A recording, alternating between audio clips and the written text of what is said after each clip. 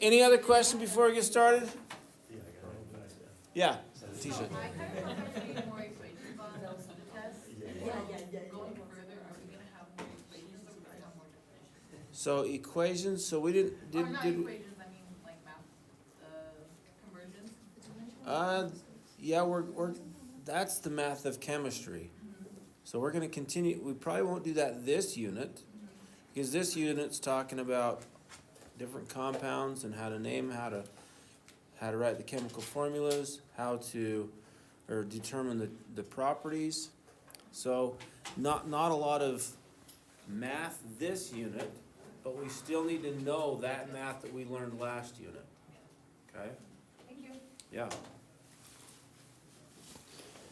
Anything else? All right. So today we're going to cover most of chapter 3 and then next few times chapter 4. So if you haven't started reading the book, let's do that. Okay?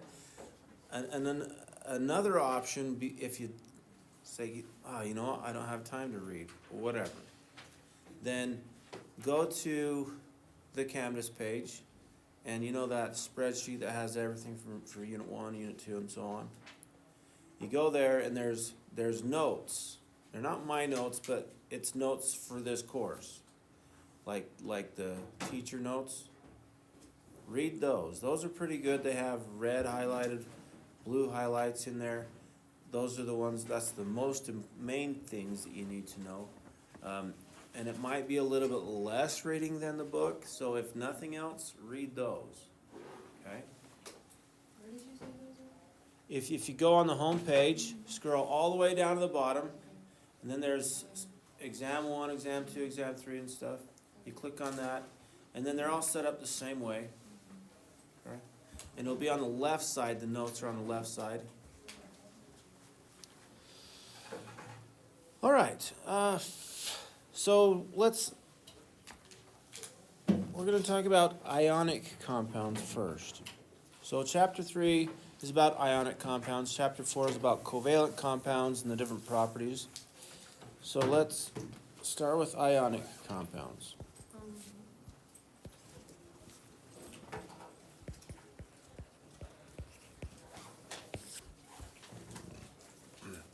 And another name for ionic compounds are salts. So the salt we eat is an ionic compound. The salts we throw in our bath water are ionic compounds. And there's several other salts. There's thousands of different salts. Okay. So let's talk about what ionic compounds are made of. They're made of ions. Makes sense, right? An ion is a charged atom. We talked about ions already a little bit, right? Maybe the charge, maybe not what they are, but charged atom, okay? We learned how to count the number of protons, neutrons, and electrons when a charged isotope, right? Okay? So there are two different types of charged atoms or ions. They are cations. Cations are positively charged ions.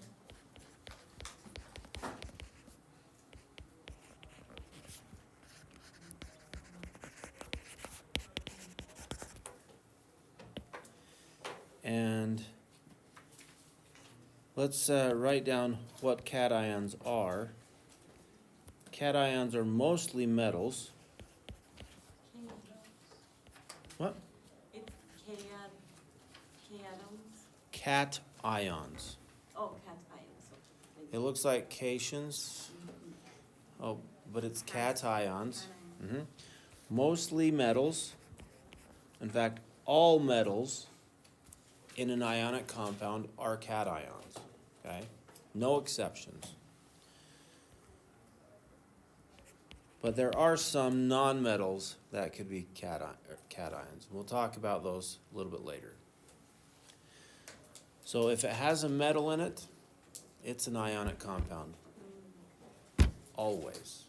No exceptions. Unless it's just metal. Say that again.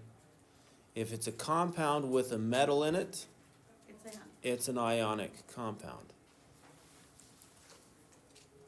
So mostly metals.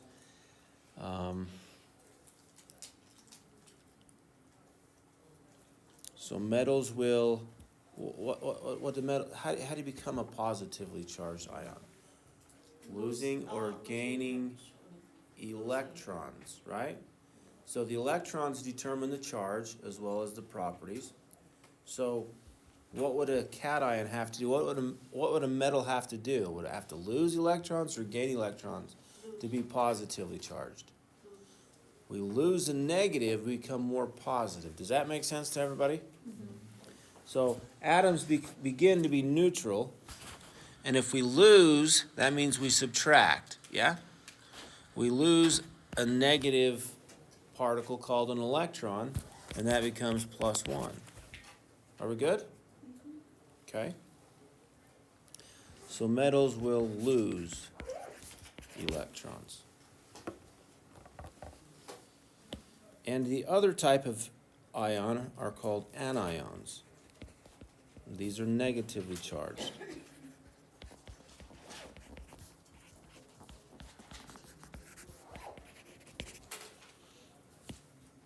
And anions are nonmetals. There's no exceptions there.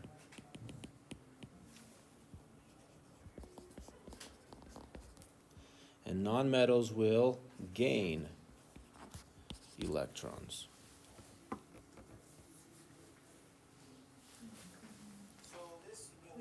Sorry. Sorry for listening to you in your class. All right, now here's how I remember it. Cations has a positive charge inside the word. Okay? Simple enough? Questions on those? So what was the exception for cations there? You said So mostly metals, we'll talk about those. There's a couple polyatomic ions that are made of only nonmetals, but they're charged positively. And you have to memorize those anyway. We'll get there. Okay? So we talked about the octet rule, is that right? Okay. So let me just put it down like we haven't learned it so that we have it fresh in our mind because we have to know this. So the octet rule says what?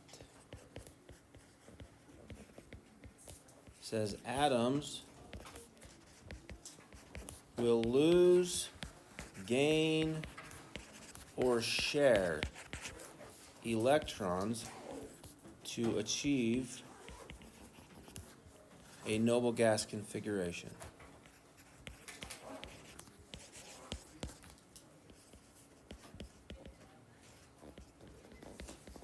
And when I say configuration, I'm talking about electron configuration. Now, we didn't have to learn the electron configuration, but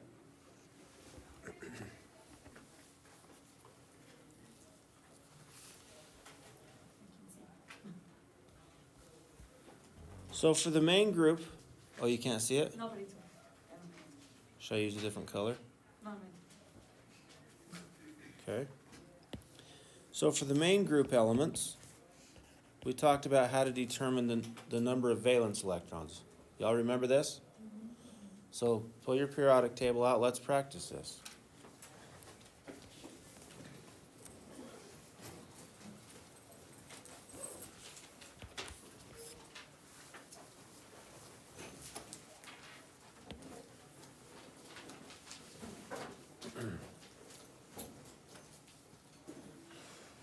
So if we have magnesium,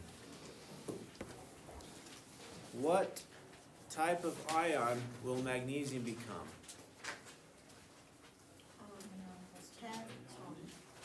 Cation or anion is what I'm asking. What type of ion will it become? Yeah? How do you know? You say I have two on the outer. What do we call those? Electrons on the outside. Valence electrons, right? Has two valence electrons because it's in group 2. You with me?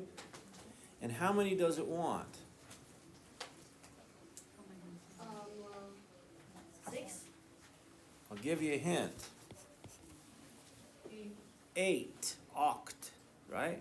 It wants 8. Well, for the most part. There are a few that want 2. To be like who? 6. Helium, right? Helium only has two valence electrons, but that's a full shell, complete valence shell, and that's the goal. Okay? So some octet are 2. So magnesium has 2 valence electrons. We all good with counting valence electrons? Or looking at the periodic table for main group elements and seeing it's in group 2, so it has 2 valence electrons. And so it can either lose 2 or gain 6 more to have an octet. Which is easier? Lose 2. They want to be like the nearest noble gas. So the nearest noble gas to magnesium is neon. So it's going to lose 2 electrons and become what? Mg2+. You with me? Loses negatives, becomes positive. Think we got this? Can we do this? All right. Then I want you to do the next ones. So this is the chemical formula for the magnesium ion. It's Mg2+. Go ahead and write the formula for the oxygen ion, the aluminum ion, and the chlorine ion. Y'all have a periodic table?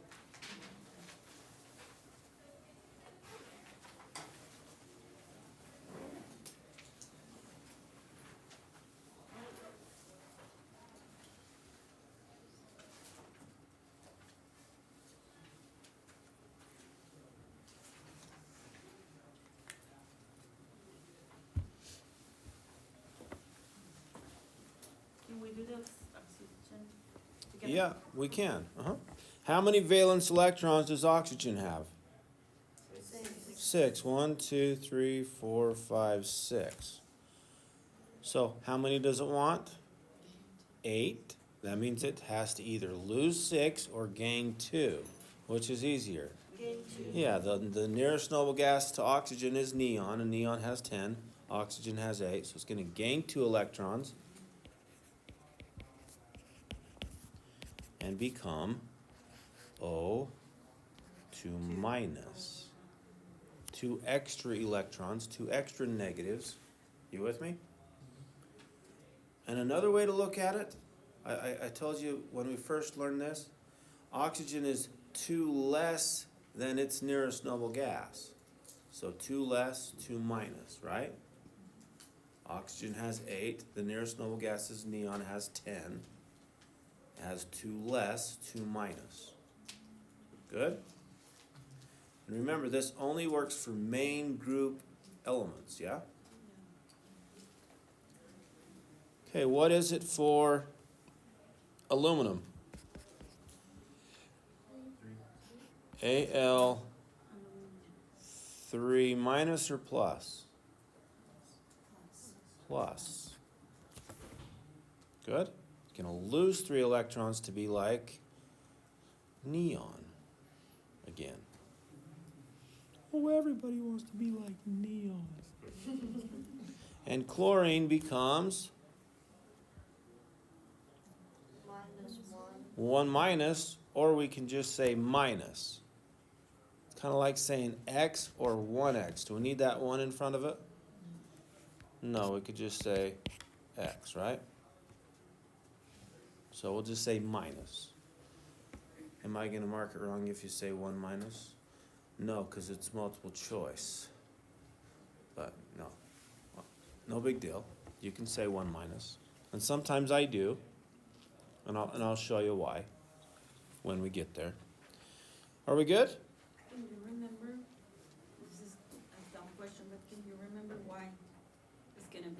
minus? Yeah. If we're getting one? So look at the periodic table. Mhm. Look at chlorine, Mhm. and it has 17 electrons, right? Mhm. How many electrons does the nearest noble gas to chlorine have? 18. So chlorine has one less than its nearest noble gas, so it's 1 minus. Oxygen has 2 less, so it's 2 minus. Aluminum has 3 more, so it's 3 plus. Magnesium has 2 more. Does that make sense? So that's the way to remember it, if you like. It's not It's logical. how it does it, but it works. Okay? Are we good? Any questions? That was a little bit of review, right? Yeah. We good? Other than the cation and anion.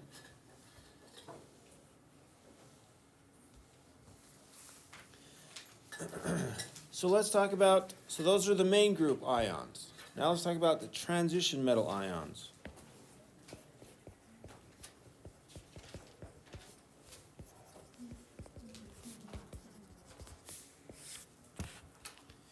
Transition metal ions are variable cations. They're metals, so they're going to be cations. They're variable. What does variable mean? They can change. So the main group elements, we can look at the periodic table and know what its charge is, because it has a certain amount of valence electrons. But the transition metals can change depending on a few things. We're not going to worry about those few things. You don't have to memorize these, and I'll just show you how to figure this out. Probably not today, maybe next time. Okay? All right, so example. Iron could be Fe1 plus, Fe2 plus, and Fe3 plus, depending on a few things. Okay? And again, you don't have to memorize these.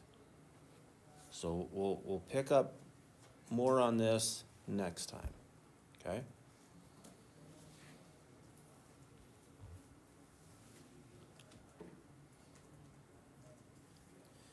All right, now let's look at the exceptions. There are a few exceptions. What's an exception, guys? A hole in our knowledge, right? Exceptions to our rules. Man-made rules. So there's something flawed with our rule, but this is what we use. Okay? So lead, which is Pb, number 82 on the periodic table, and tin, which is Sn, number 50, I think, on the periodic table. These are also variable cations.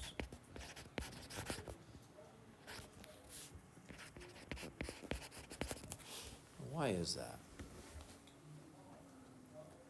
Remember we said at the octet rule, atoms will gain, lose, and share electrons, right?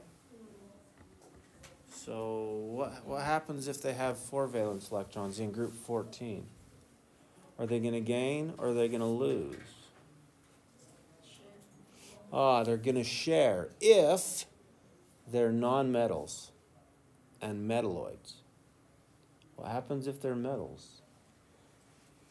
Then they're going to be variable. And tin and lead are in that group 14. Okay? So that's a good way to remember which ones follow this exception. And they're post-transition metals? Yeah, Do you want me to pull up a periodic table to show you this? Would that be helpful? Okay.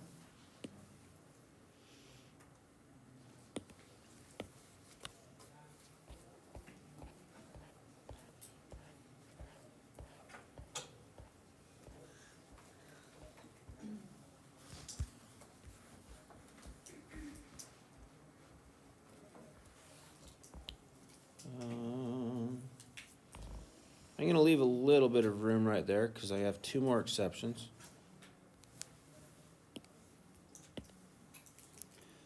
All right, so this is group 14. So this one right here is a nonmetal. These ones right here are metalloids. And these ones down here, can you see that okay? Are the metals. This is, oh, that's a bad color. Carbon will only share, okay?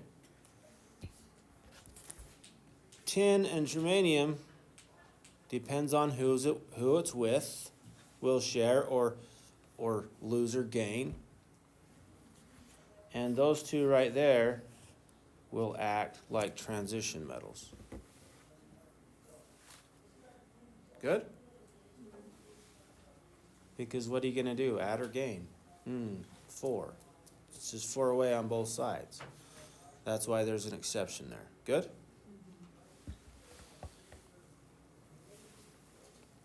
Okay, the other exception is silver, which is Ag, number 47 on the periodic table,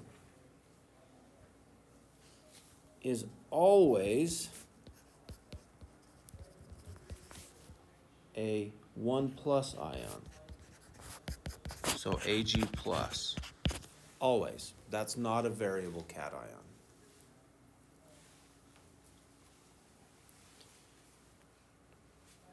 And then zinc, which is number 30, and cadmium, which is number 48.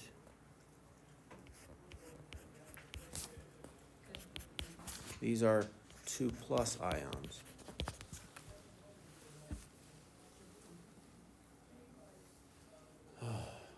And let me show you how I remember this.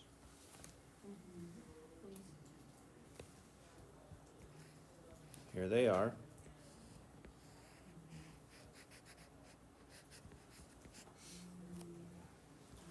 Silver is in group 1,1. That's a 1+.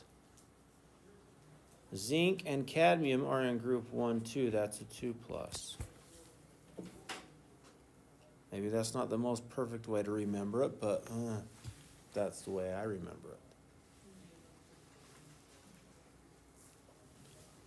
We good? So those are the exceptions on our transition metal or main group ions.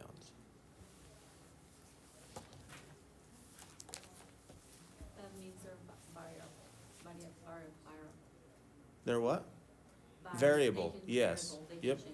So these ones are variable, tin and lead, but zinc, cadmium, and silver are not variable. Okay?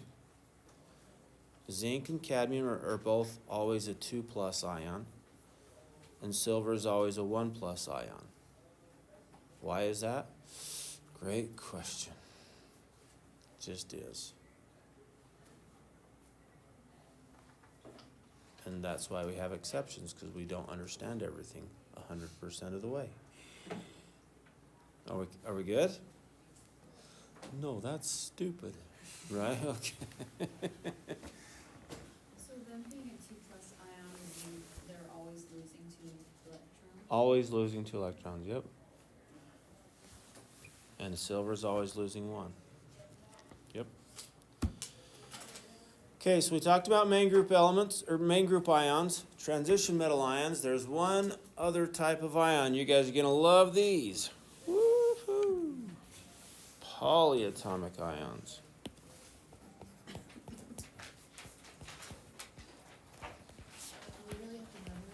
You really have to memorize these. I will show you a method to remember close to half of them if you want me to.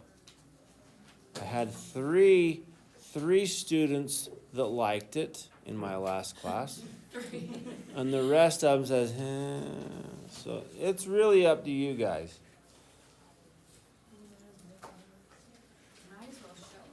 Okay? And if you guys don't like it, throw it in the trash, okay? Really. Some people like it. Well, I like it. And I normally don't like remembering something to help you to remember something else. Okay? There was one method. I can't even remember the stupid clam's name. Some clam from Phoenix. There's this weird story that helps you to remember the polyatomic ions, and it's like, okay. I didn't like that because I don't remember what the clam's name was. Okay. But anyway, let me give you guys got a periodic or a paper with all of these on it, right? So I'm not going to write these down. But so let me give you a definition of polyatomic ions. These are charged covalent compounds. We're going to learn about covalent compounds next chapter. But a covalent compound is kind of the opposite of an ionic compound. We'll get there. Okay? So what does poly mean? Many, right? Kind of like polygon, many sides. So many atoms of, so many elements really, two or more elements.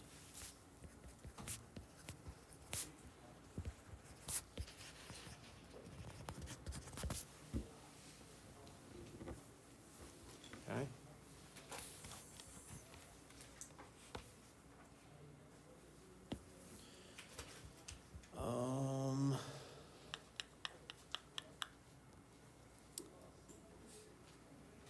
So did I write hydronium on your list? Yes. Okay. So that one is mostly used in chapter 10, but mostly we just call it H+. So, but we'll get there in chapter 10. So really there's mainly one of these polyatomic ions that's a cation. And that cation is not a metal. In fact, neither is hydronium or hydrogen. So most cations are metals, except for these few. Good? All right, let's go through this method of how to remember. Just, maybe I should, did I mark the oxyanions for you? Probably not, huh? Let me just take a picture of this one so that you can know what I'm talking about here.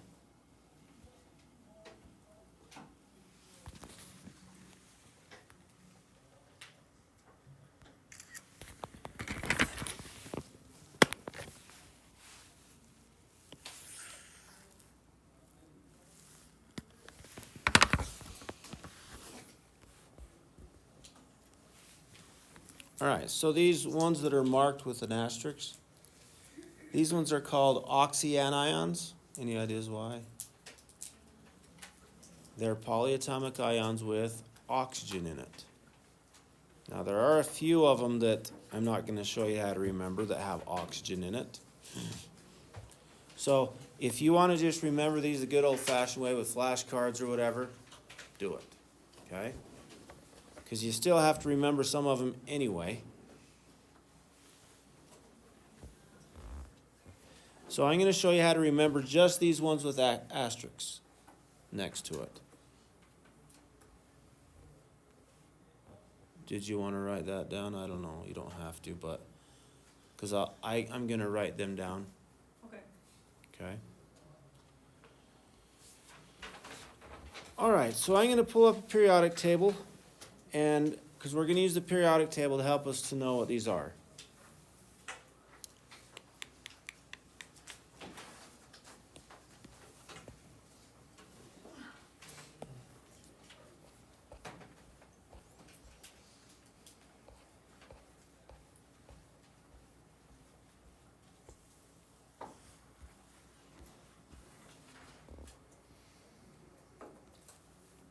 And I'm going to erase half of this.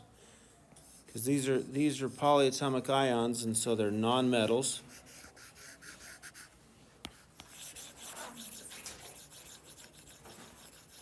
And nonmetals are to the right of this metalloid staircase.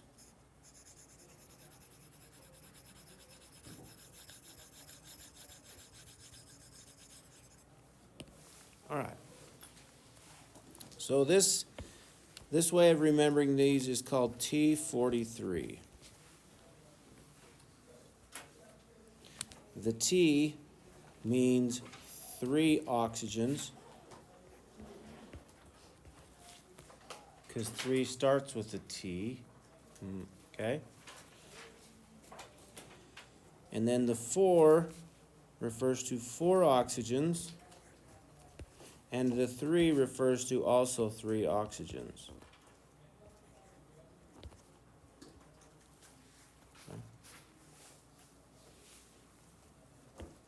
And let's write this. So start with boron, and we're going to draw a T. And the 4 and the 3 are shifted down, starting at phosphorus, and then chlorine.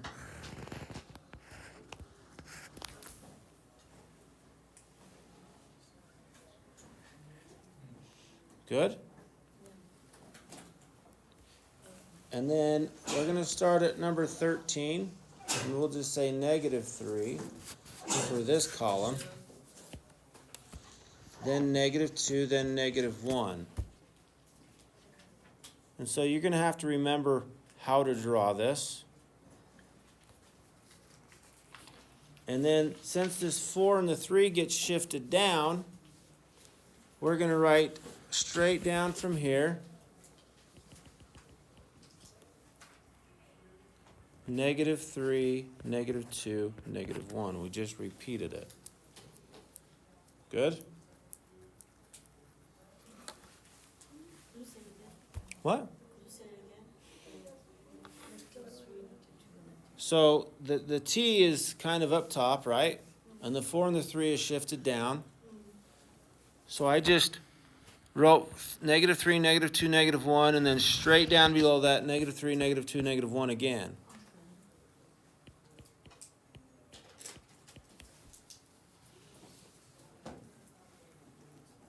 And now I'm going to circle the only elements that this relates to. The carbon, the nitrogen, phosphorus, sulfur, chlorine, bromine, and iodine. And again, these are oxyanions.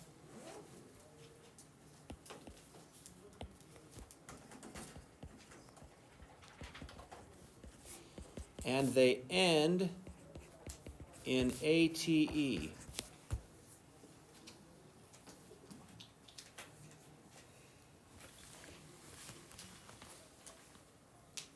All right, so let me show you how to use this. Let's start with carbon.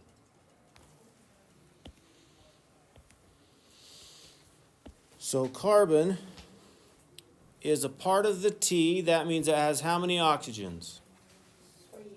3. Are we good? No. So CO3. And right above carbon, in the same column as carbon, it's -2. That's the charge. And so we call this carbon what? 8. Carbon 8. Good.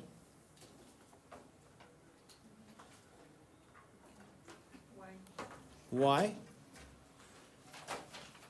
Because that's what his mother called him.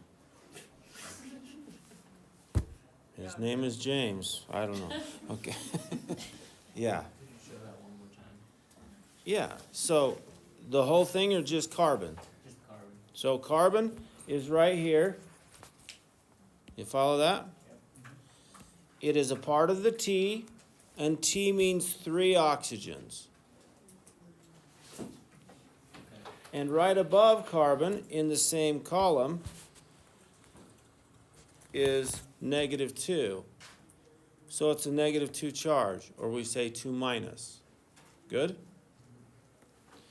And so it's carbon 8, because all of these oxyanions using the T43 end in ATE. Okay, yeah, that's why. Are we good? I see. I understand. Thanks for asking. If you don't understand something, say something. And guys, yeah, at first it's like, oh, crud. If you don't like it, don't use it, okay? All right, now I'm going to do, let's see. I'm going to leave like 2 spaces. I'm going to leave 1 space after carbonate, because I'm going to write something else there a little bit later. So now I'm going to go to nitrogen.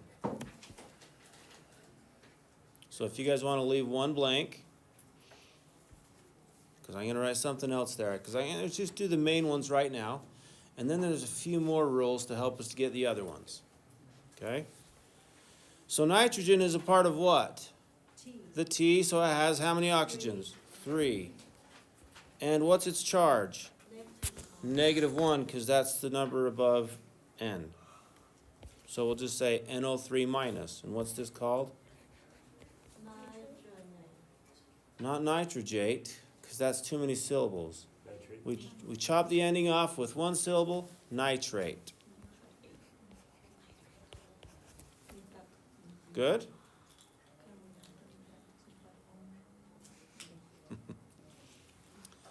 Okay, then let's see.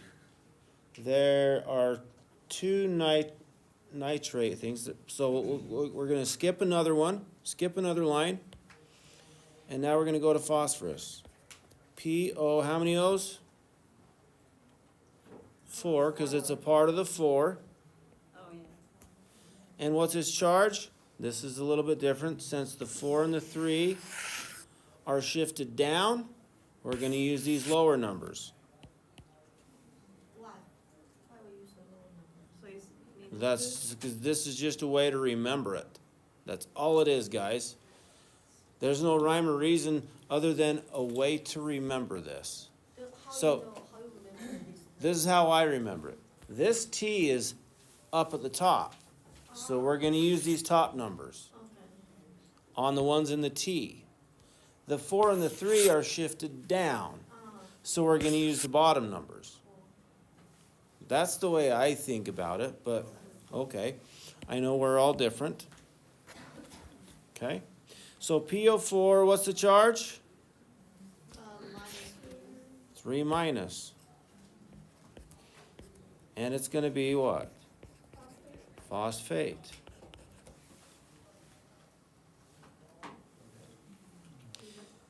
And then let's do sulfur. So let's see, there's going to be 1, 2, 3. So I'm going to leave 2 spaces. There's 1 more on here, but it's written wrong, and I don't think we even use it. So we can still do it. Let's do 4. Let's do save 3 lines. 1, 2, 3, and then we go to sulfate or sulfur, right? Sulfur has how many oxygens? It's still in 4, so it has 4 oxygens. And it's what's charge? -2 or 2 minus, and this is called sulfate. And sulfur has 1, 2.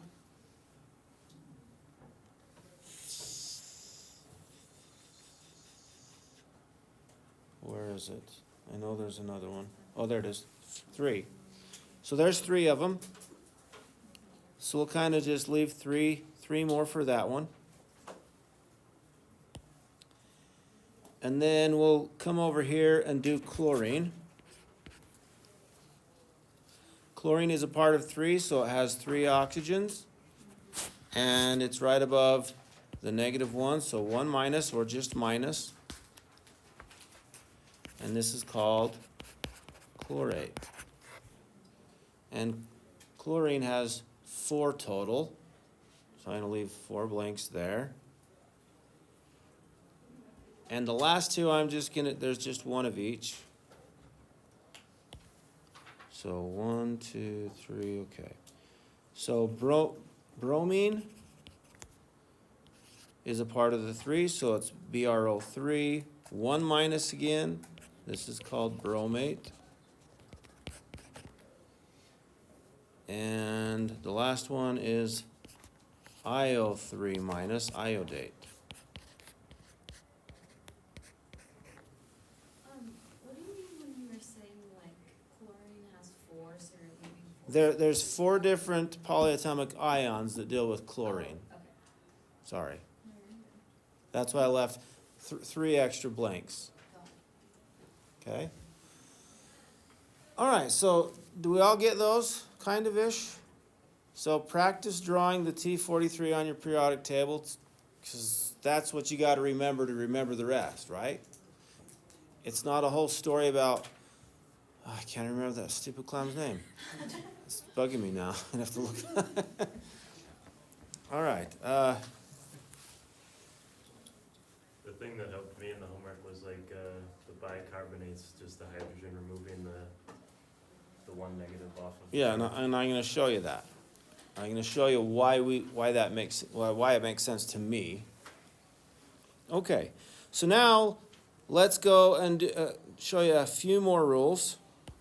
So I'm going to go back to carbonate or carbon, and if I add a hydrogen to carbonate, H plus. How do we know it's H plus? Because hydrogen is in group 1. All of group 1 ions are 1 plus. Are you with me? Okay. Now, sometimes hydrogen can be 1 minus, but not in this class. Okay? So we'll just keep it simple. So if we add H plus to CO3 2 minus, that's carbonate. We got to add those charges together. What's 1 positive and 2 negatives make? Almost. 1 positive and 2 negatives. Right? 1 negative. Are you with me? So that's a rule that we can use, and not just for carbonate, but if we add a H plus to it, it lowers the charge by 1. It doesn't do anything else except for lowers the charge. So we have HCO3 1 minus. And this one's called hydrogen carbonate, but the common name is bicarbonate. And how did you remember bicarbonate? You just said something. Just like notice the bi associated with the hydrogen. Because it's only on this one that it's bi. Okay. And bisulfate. Is it called bisulfate? Yeah. It really, okay. What about phosphate? The phosphate ones it didn't. Okay. All right. So hydrogen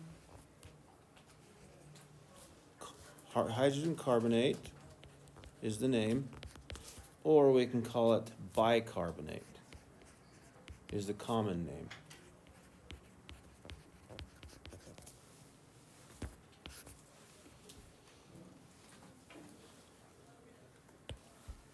All right, nitrogen.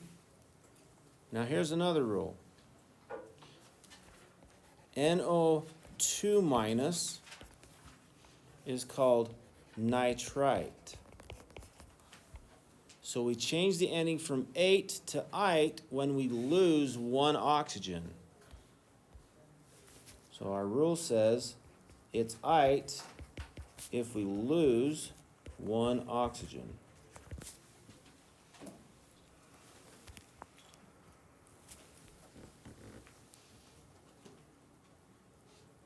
And that's how it is always for ite. Ite? Okay, just kidding. And then for phosphorus, you have hydrogen phosphate, What's the charge? 2 minus, we lose. So we gain a positive, so it makes the negative go down, right?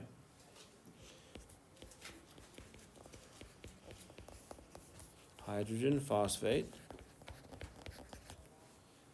And then H2PO4, 1 minus, that's dihydrogen phosphate.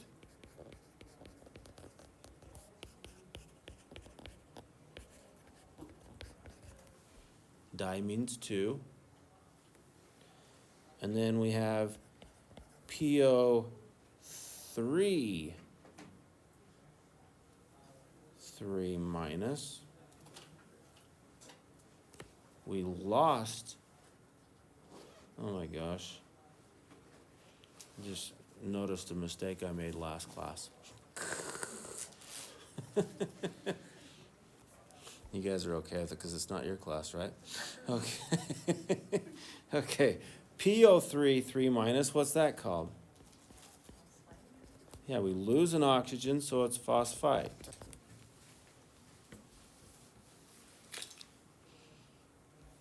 We good? No?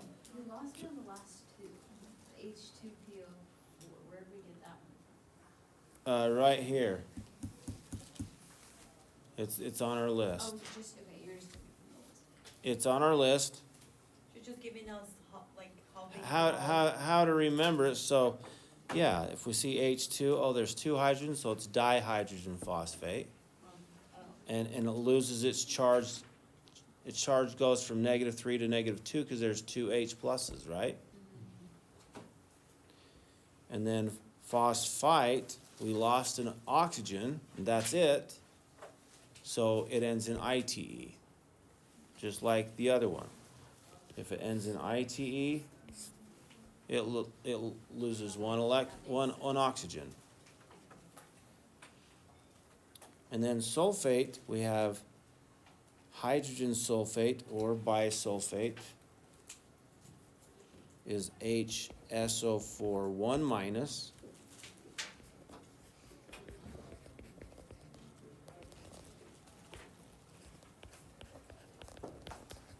And sulfite, SO3 2 minus.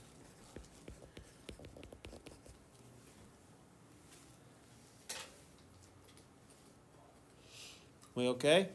so you're just looking at so basically we're just looking at the top one and seeing what it's missing, and Yep. that'll help us determine what Yep. to call. Okay. And we're following these rules here.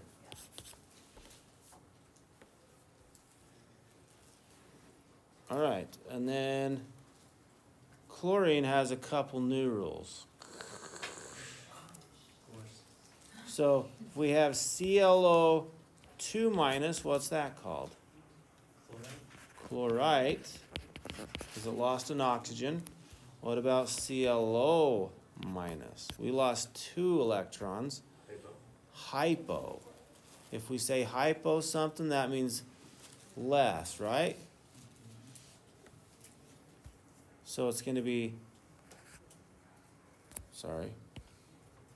hypochlorite. It's still chlorite because it's losing oxygens. Hypochlorite. And then if we gain one from this one, ClO4 minus, hyperchlorite, right? Except for we don't call it hyper. We call it chlorate, 8, because it didn't lose any, it gained an oxygen. It's not hyper, but it's per. You with me? How can you call all of this? If I wanna look it in internet, like just the. Polyatomic ions. Now, if you look on the internet, they're going to give you a lot more than I just gave you. And in the notes online, I think there's less of them if you want to just go with those ones. Like that? Like that? I'm moving down, but okay. I don't know.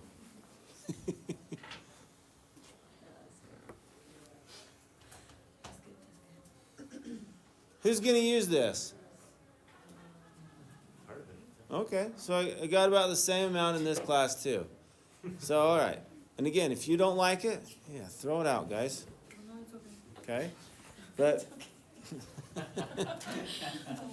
but either way, you need to get them down. Get flashcards and study the heck out of them. And we need all of these, right, not just these 18 that are in here? I think there's 20 on, is that the notes?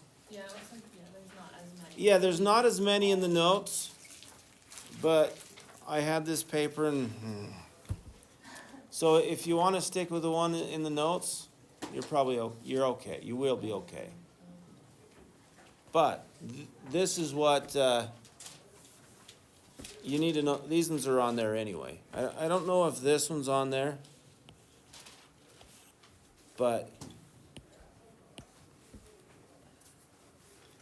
We have to memorize the like ferrous, ferric. no, Okay. nope. That's the old system. All right, how are we feeling? When's our next test? October 7th. Really good. Like Yeah. in 3 weeks.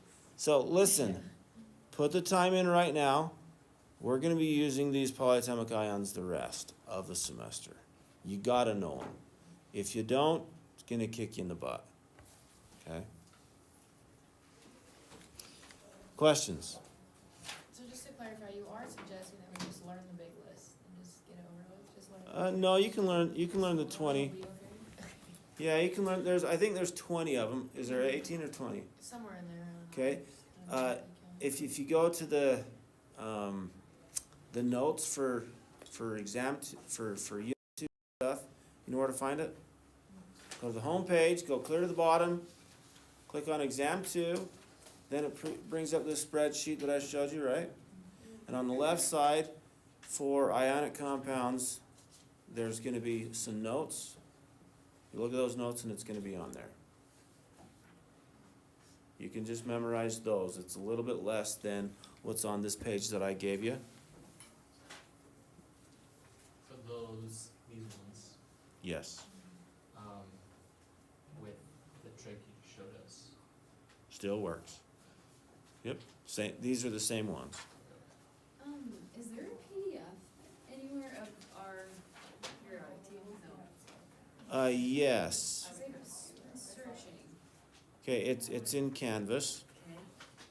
Okay. Let's see.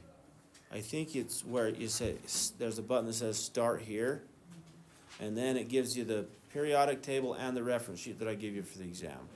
Okay. Good. All right. You ready to move on, or do we need to take a breather? I didn't know you Can you look at this one more time on the ones you highlighted or starred? This one? Oh, yeah, that one. Oh.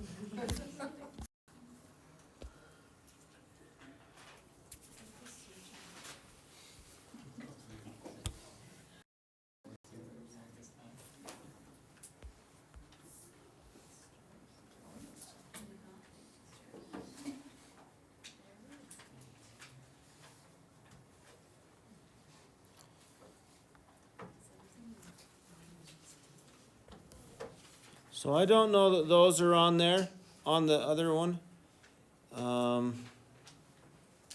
There's a couple of them that aren't on it, but I don't know. Doesn't hurt you to know more, but I'm not going to make you know more.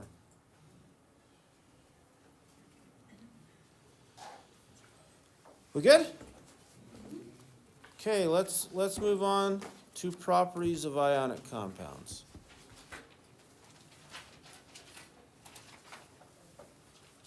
Can I move from this page? We good?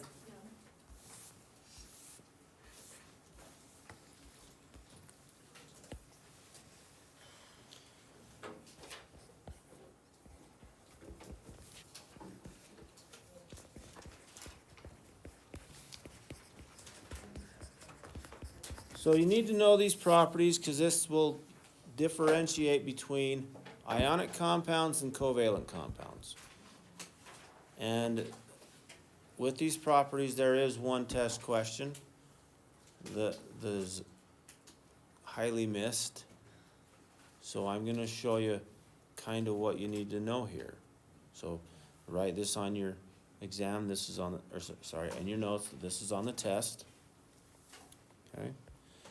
So first of all, ionic compounds are composed or made up of a metal and nonmetal, for the most part. If it has a metal and a nonmetal, it is always an ionic compound, without exception. Okay? But there are some without metals that are also ionic compounds. But what is always true, it's composed of a cation and an anion. Does that part make sense in your mind? An ionic compound is made of ions, a cation and an anion. There were a couple of polyatomic ions that are cations, right? So for example, we have NH4. NH4 is a cation, and it's a polyatomic ion. So this right here is also an ionic compound because it has a cation and an anion. That's made of two polyatomic ions. Are we good?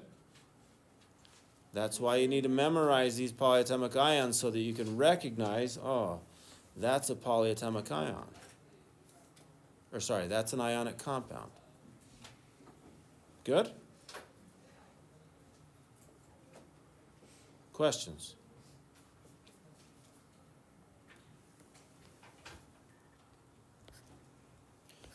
So this is made of a cation and an anion. And I'll split it right there.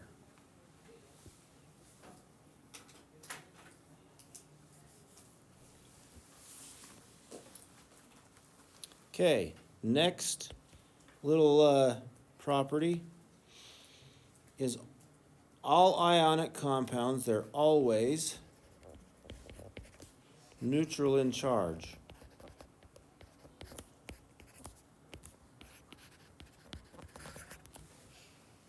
So here's a common mistake that people make. If I were to ask you, is this an ionic compound or a covalent compound? What would you say?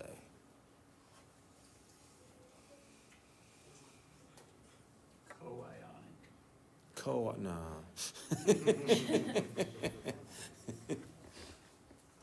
This is a covalent compound. It's a charged compound. Ionic compounds are always neutral. A lot of people look at this, oh, this is an ion, so it must be an ionic compound. No. An ionic compound is made of a cation and an anion, not just an anion. You with me? Or not just a cation. So this is a covalent compound. Remember the definition of polyatomic ions? It is a charged covalent compound. Okay? Feeling okay? Okay, the next property is ionic compound formulas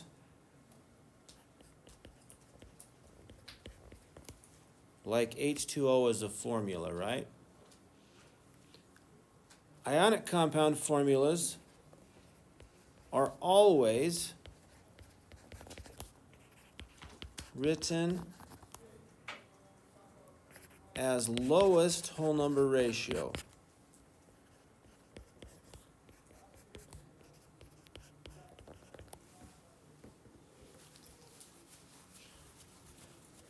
Does that make sense to everybody?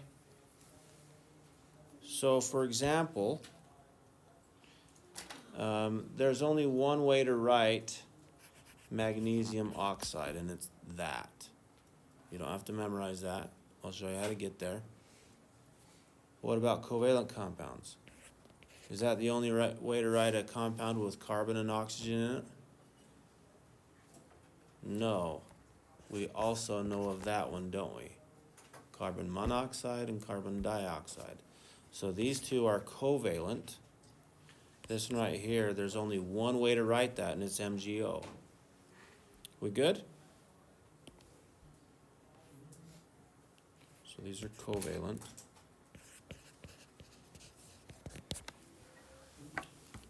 Yeah, But isn't CO and CO2, aren't those? they are also whole number ratios. Yes, they are. So maybe that was a bad example.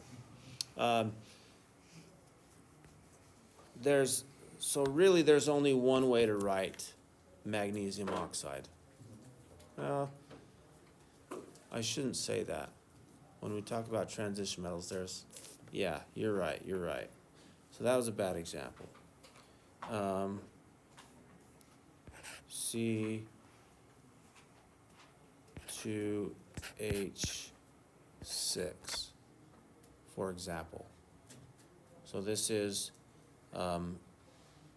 ethane, and that is correct.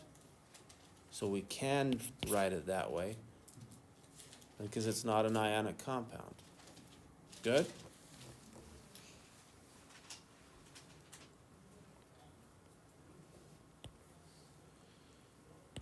Okay, here is, let's see, another property is they have high melting and boiling points.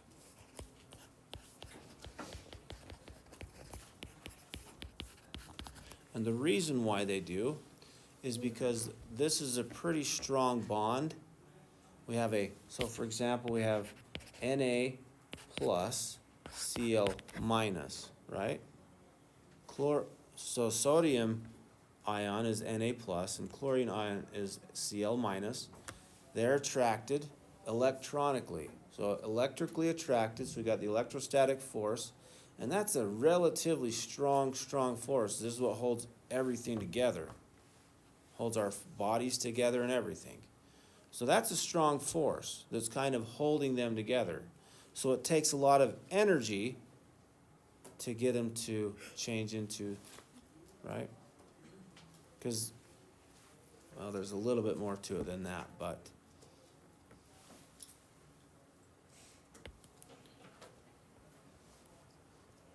So in the book, they were kind of talking about the whole number ratio thing, and they used table salt, like they were saying that the crystal never comes as just one, you'll never see one NaCl like it's in like that six Yeah. part.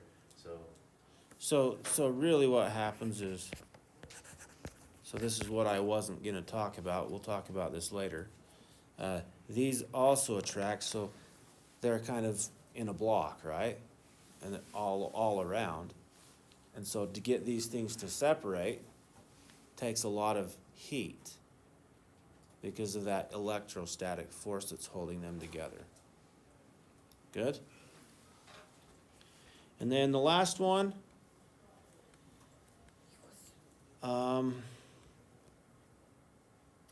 they have low conductivity by themselves.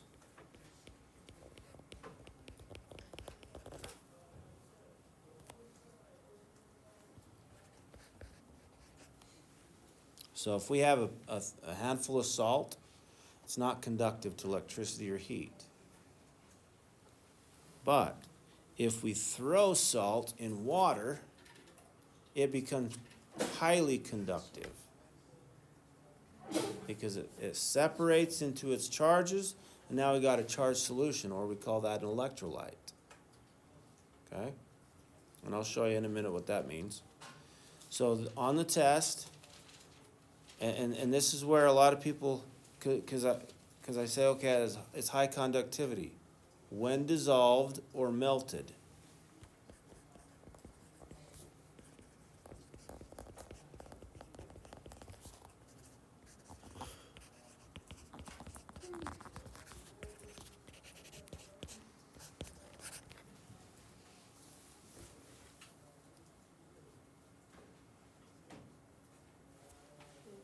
And on the test, it's gonna say, okay, which of the properties, so these are the properties of what type of compound?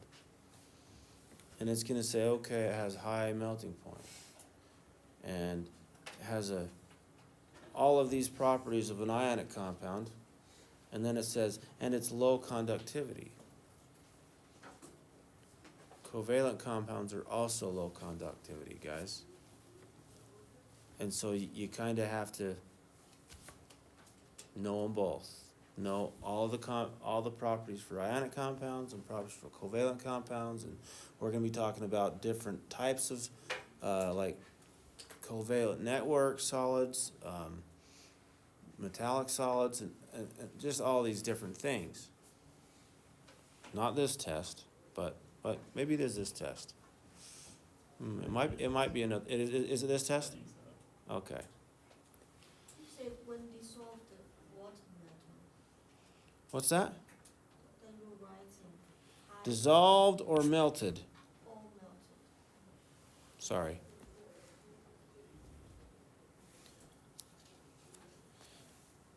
So when this happens, it becomes an electrolyte. When it dissolves, is that a Y or a I? I don't know. Is it a Y? But I have no idea. Okay, we'll just do that. It is a way. Okay. Okay, we good with the properties of ionic compounds? Okay. Now let me show you what happens when we dissolve a salt. So we have NaCl gets thrown in there. The sodium splits off or dissociates from the chloride ion. So the ions dissociate, meaning they break apart. And that's what makes an electrolyte.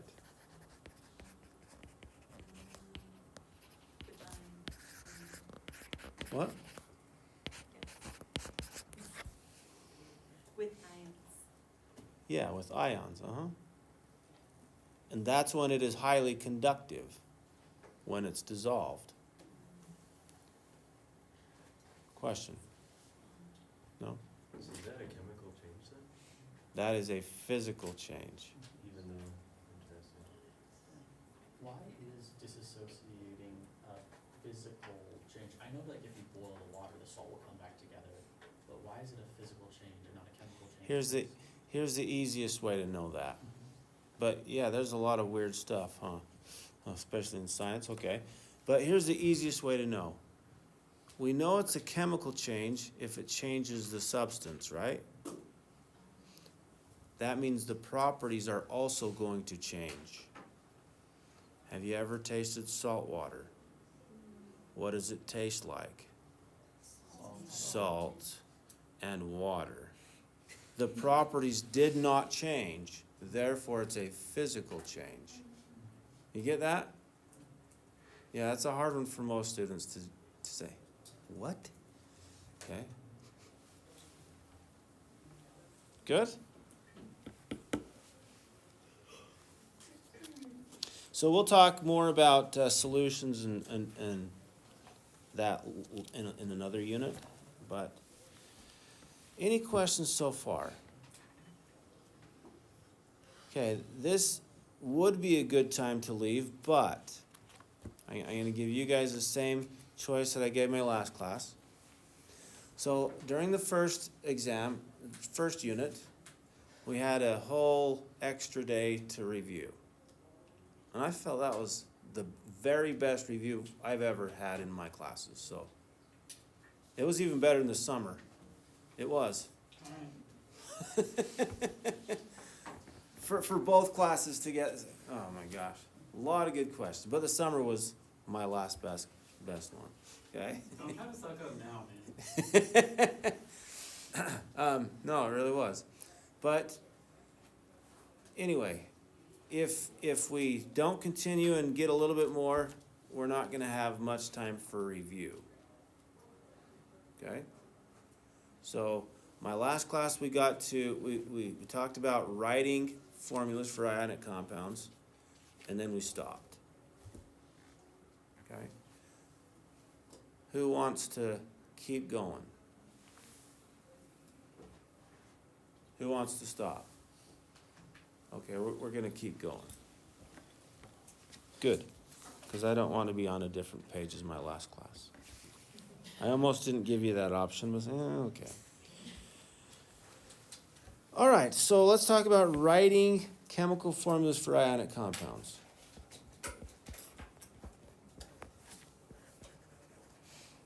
Your other class is the same time as this one? The other class is the same time? No, the other class is an hour before, 2 hours before this one. Yep. So writing, but it's the same amount of time, yeah. Is that what he's asking? Yeah. Writing chemical formulas for ionic compounds. And it's a different way to do it than covalent compounds, so make sure you get this down and get those down and don't get them mixed up. That's why you have to know how to be able to tell the difference between ionic and covalent. Okay? When you post your, like, videos after, is it of our class specifically, or? I choose the best one. So I kind of feel oh, that one was better, then I just put that one on. But on the review, I put both of them, Okay. just so that. All these are like recordings.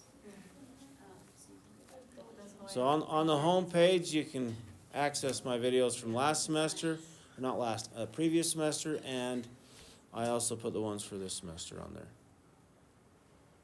So you can rewatch them if you need, or whatever. Or if you miss a day, sometimes stuff happens, okay? And there they are. Okay. So I'm going to give you a few steps of how to write the chemical formulas. So step one is we write the cation formula first. You guys remember how to write cation formula? We just did this at the beginning.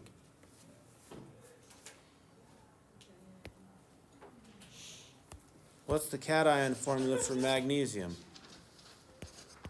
Mg2+. Right? You with me?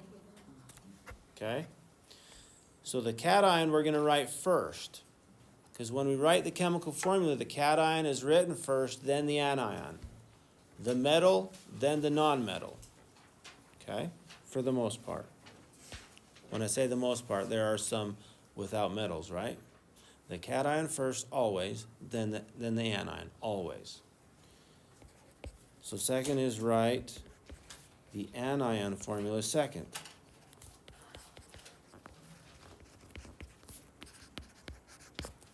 And this is for all ionic compounds.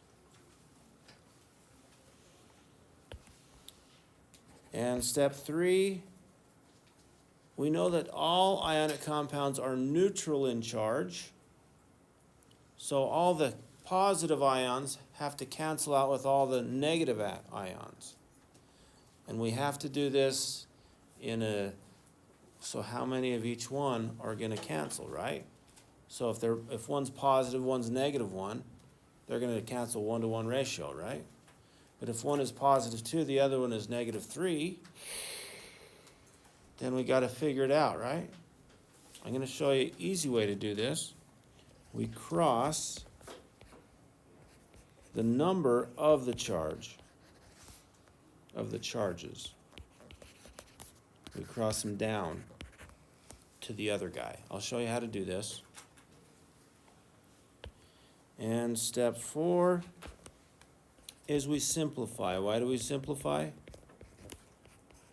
because they always have to be written in the lowest whole number ratio. Simplify to lowest whole number ratio.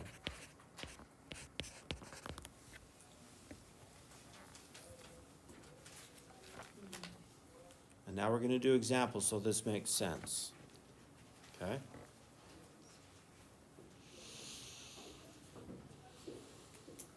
So let's do an example.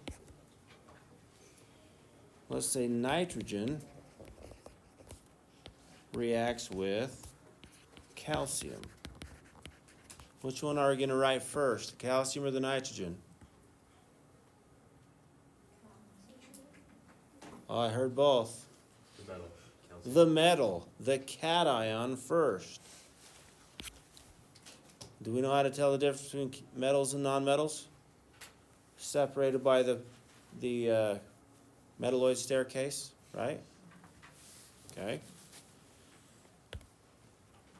So calcium, so we write the calcium cation first, the formula. What's the formula for calcium?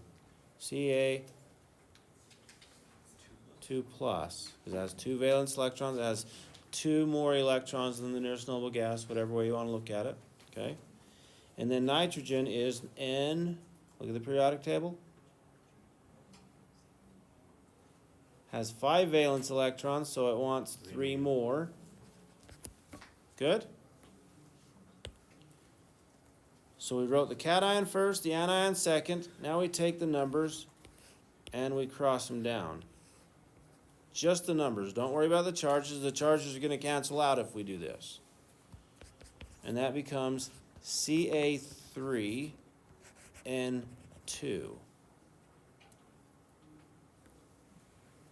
Now, the next step we got to simplify. What's the ratio of calcium to nitrogen right now? 3:2. Can we simplify that further? We cannot. So we're done. This is the chemical formula for calcium nitride.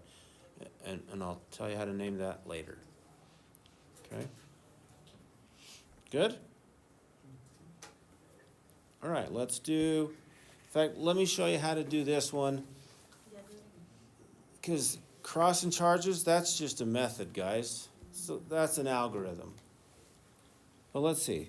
Okay, let's say we have calcium 2+ and N3-. Let's have one of each.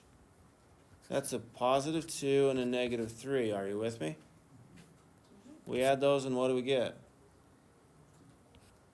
-1. We're not neutral yet, so we got to keep going. We need more positive or more negative? More positive. So we're going to add another calcium, so what do we get? +1. Now we need more what? Negatives, and they only come in -3, so, and that gives us a -2. Now we need more positives, and we do this until we get 0, because all ionic compounds are neutral. Do you like that method? Okay, you can use it if you like, and then you don't have to worry about simplifying. Yeah, So the case when you would simplify is if it I will was show you. hypothetically- Oh, I will give you an example. okay. Is that okay? But here we have 3 calciums and 2 nitrogens. That's it. Crossing just does it real fast. You just have to remember to simplify. In this case, we didn't have to because it's already simplified. Good? So let's do another one.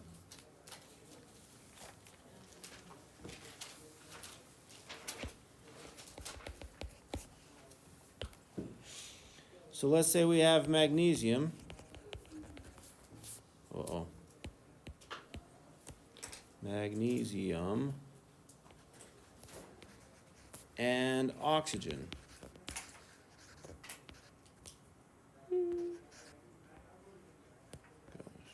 Okay. What's the formula for, so magnesium is the metal, what's the formula? Mg2+, oxygen is Oh, two. O2-. Now guys, Do we have to worry about crossing this? No. If you can see, we just need one of each for it to cancel out, you're done, right? If you don't see that, because you're just so used to crossing, okay, just cross, no big deal. We cross that 2, we cross this 2, and we get Mg2O2. What's the ratio?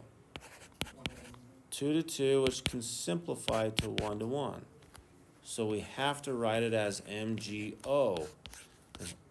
All ionic compounds are written in lowest whole number ratio.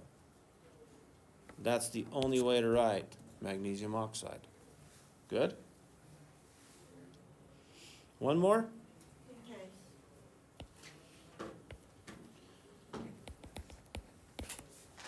So we got Pb4 plus and S2 minus.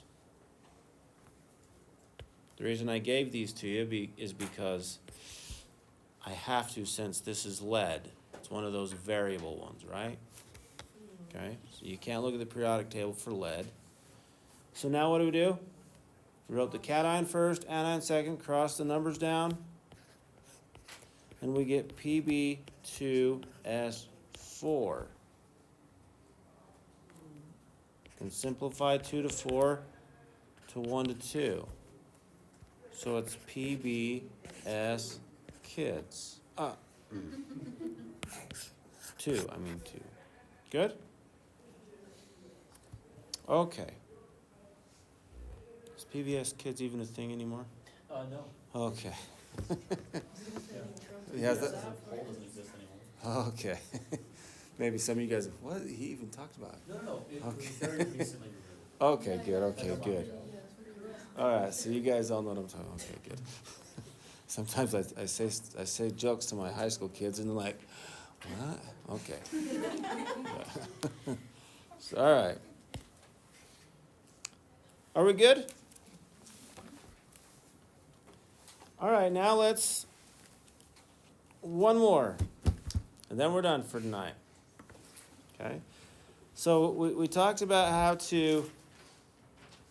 So this is actually how you write the chemical formula for all ionic compounds, even ones with transition metals, ones with polyatomic ions, everything. Okay? But there's a slight difference in polyatomic ions I want to show you. It's the same method, one little piece to it.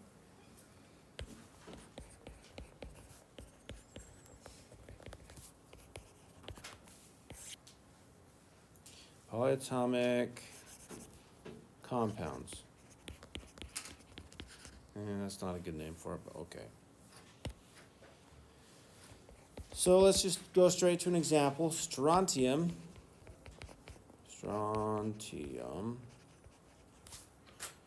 And nitrate. How do you know that's a polyatomic ion, guys? Ends in ATE or ITE. Good? There are a few that end in IDE, but most of them end in ATE or ITE. All right, so we got to write the cation formula first. This is the metal, Sr2 plus, and the battery's almost dead. Nitrate is NO3 minus. You have to know that. Okay. That's a 1 minus, right? So we take the 2, we bring it down here. We take the 1, we bring it down here. Do we have to write the 1? No. In fact, we don't write the 1. It's kind of like writing 1x. We don't do it, right? So that's going to be SR1 NO3 2. What do you think? Whenever you have more than one polyatomic ion, you must include a set of parentheses. Okay? You have to. If you only have one, you don't need parentheses because there's only one. And that's it. That's the only difference, guys. We good? I remember you drawing that for why that is. That's pretty cool. Yeah. So let's do one more. Let's see if you can do it.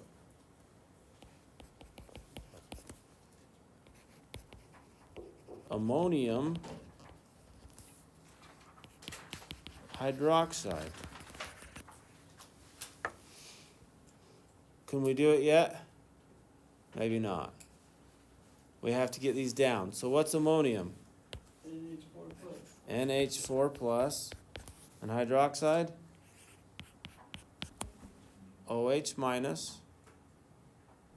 So what's the chemical formula for ammonium hydroxide?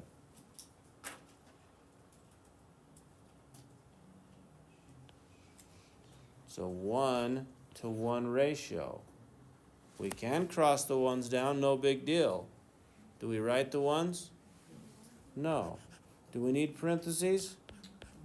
No, because there's only one of each. You with me? That's it. If you look at that, though, it looks like it's a covalent compound if you're not careful.